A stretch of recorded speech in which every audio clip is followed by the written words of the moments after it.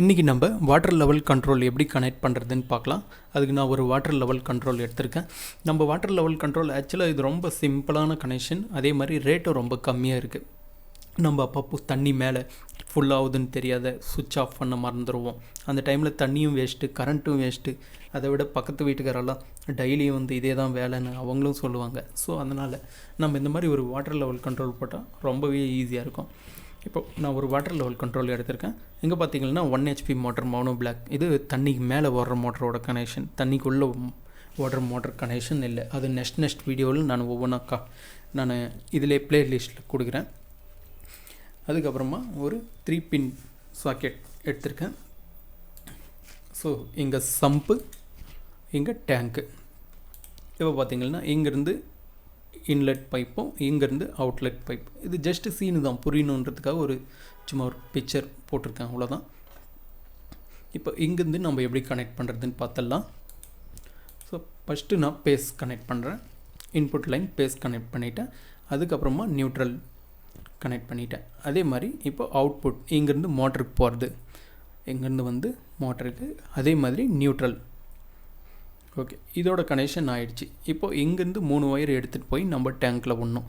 அதுக்காக நான் பார்த்தீங்கன்னா 1 ஸ்கொயர் mm 3 கோர் ஒயரை எடுத்திருக்கேன். 3 கோர் ஒயர் பார்த்தீங்கன்னா நீங்கள் கண்டிப்பாக 3 கோர் ஒயர் தான் போட்டு ஆகணும்னு கிடையாது. நீங்கள் சிங்கிள் ஒயரையும் எடுத்துகிட்டு போகலாம். அப்படி இல்லைனா அதாவது இந்த 3 கோர் ஒயர் பார்த்திங்கன்னா கொஞ்சம் ரேட் ஜாஸ்தியாகும். நம்மளுக்கு 3 ஃப்ளோர் 4 ஃப்ளோர் அந்த மாதிரி இருந்தால் ஒயர் ஜாஸ்தி தேவைப்படும், காசும் ஜாஸ்தியாகும். அதனால் நீங்கள் டெலிஃபோன் ஒயர் கூட யூஸ் பண்ணலாம். டெலிஃபோன் ஒயர் பார்த்திங்கன்னா 2 ஸ்பேர், அதாவது 4 ஒயர் வரும். ஒரு ஒயருக்குள்ளே 4 ஒயர் வரும். அதை வாங்கி நீங்கள் அதில் ஒரு ஒயர் டம்மியாக வச்சுட்டு மீதி 3 ஒயரையும் யூஸ் பண்ணிக்கலாம். டெலிஃபோன் ஒயர்லேயும் நல்லாவே ஒர்க் ஆகும்.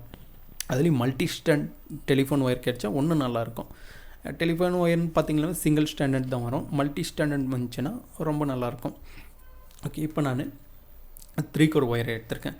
இப்போ பார்த்திங்கன்னா RGB, ரெட்டு, க்ரீனு, பிளாக்கு. இங்கே அந்த சீன் போட்டிருக்காங்க, ரொம்ப ஈஸியாக நம்ம புரிஞ்சுக்கலாம். இவ்வளோ தான். இதை ஜஸ்ட் உங்களுக்கு காட்டுறதுக்காக நான் வீடியோ பண்ணிகிட்ருக்கேன். ஓகே, இப்போ பார்த்திங்கன்னா ரெட்டு கனெக்ட் பண்ணிட்டேன், க்ரீன் கனெக்ட் பண்ணிட்டேன், பிளாக் கனெக்ட் பண்ணிட்டேன். அதே மாதிரி டேங்க்லேயும் கனெக்ட் பண்ணோம். இந்த ஆட்டோ கண்ட்ரோல் வாங்கும்போது அது கூட சென்சர்னு கொடுக்குறாங்க.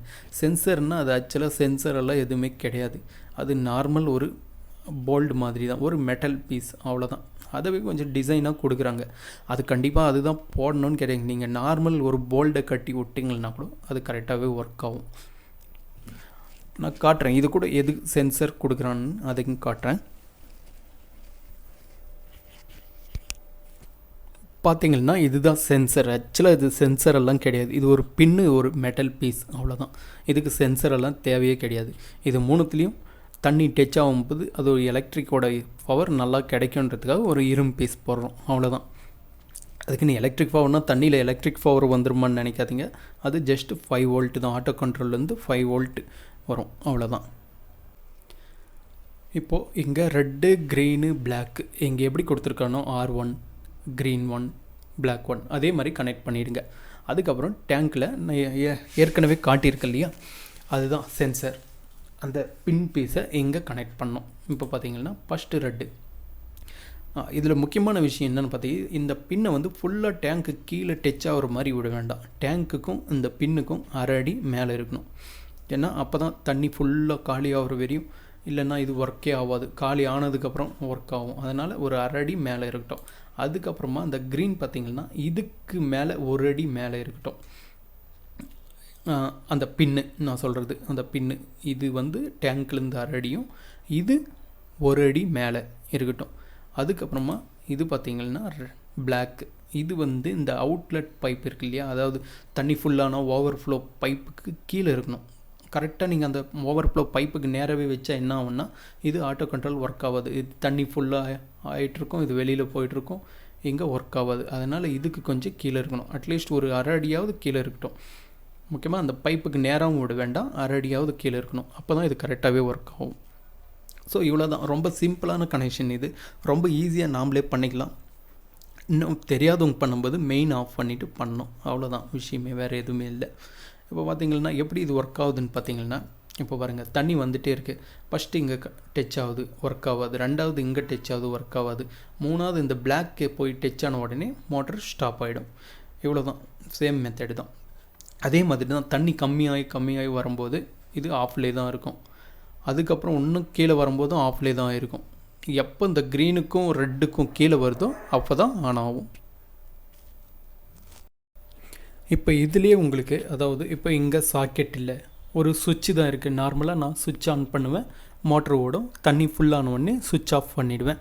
அந்த மாதிரி இடத்துல எப்படி ஃபிட் பண்ணுறதுன்னு நான் இதே வீடியோவில் பார்க்கலாம். நம்ம